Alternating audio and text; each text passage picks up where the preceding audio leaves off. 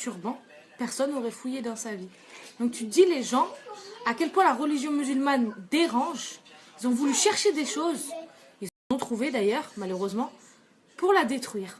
Alors que si elle était venue les cheveux détachés, tout le monde l'aurait laissé tranquille et là, elle serait en train de vivre son aventure. C'est ouf. Moi, j'ai pas parlé dès le début de la polémique parce que quand tu parles en tant que musulman, c'est soit arrête de te justifier, ou soit c'est bon, arrêtez de faire les victimes. Alors moi, je suis la victime de personne. Je demande la pitié de personne. La seule chose qu'on demande en tant que musulman, et je pense que la plupart des musulmans, c'est ce qu'ils veulent, c'est qu'on nous laisse tranquilles. Laissez-nous vivre notre religion tranquillement, autant qu'un juif ou qu'un chrétien.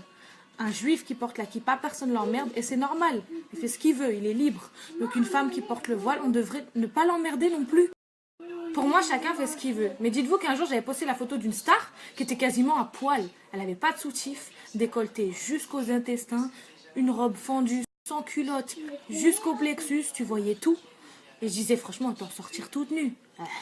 Mais moi, ça me faisait rire. De toute façon, c'est son corps, elle fait ce qu'elle veut. Et ça, je le sais très bien. C'était juste pour blaguer. Et là, t'as les défenseurs de la nudité. Mais tu es une frustrée. Mais tu dois être complexée parce que tu peux pas porter ça. Mais laisse-la vivre, elle est libre. Frère, y a pas de problème, moi, je la laisse vivre. C'était juste pour rigoler. Parce qu'elle était toute nue, en fait. Mais en fait, en 2018, d'être toute nue, c'est très bien. On te défend. Par contre, si tu décides d'avoir un peu de pudeur et de te cacher, que ce soit les cheveux ou alors de pas te montrer, c'est que tu es une frustrée, une complexée, une soumise, que tu n'es pas libre. Oh merde. Mais en fait, laissez la femme faire ce qu'elle a envie, tout simplement. Les femmes qui sont quasi toutes nues, je vous rappelle juste que c'est illégal aussi. La burqa est illégale, mais être quasiment à poil, c'est de l'exhibitionnisme. C'est illégal. Et moi, je vous le dis, ça n'a rien à voir de complexe, parce que même si j'avais un bête de corps, je ne m'habillerais pas comme ça. Les filles qui sont là, qui mettent des débardeurs, on voit leurs tétons, on voit leurs seins, on voit les décolletés de ouf, mais tellement le décolleté, les décolletés, tu sais même pas si elle est un vêtement. Ou alors même les positions, la fesse d'un évier, elles sont en string, et en plus elles sont grave suivies, hein. C'est ça le pire. Moi, je suis pas du tout pour ça, mais c'est leur corps et elles font ce qu'elles veulent. Voilà pourquoi je n'ouvre pas ma bouche. C'est leur problème, c'est leur vie, c'est leur face. Donc j'aimerais qu'on fasse pareil avec les filles qui décident de se cacher. Laissez-les tranquilles, tout simplement. Oh.